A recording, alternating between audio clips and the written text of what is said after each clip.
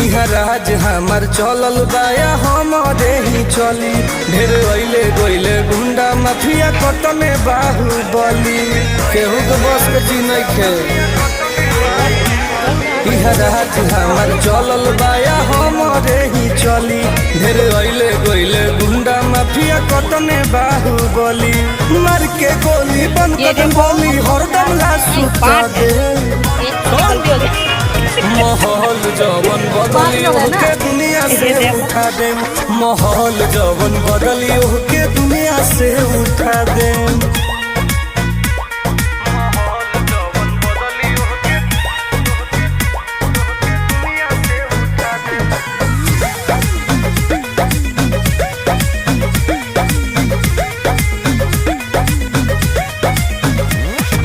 police प्रशासन सरकार बा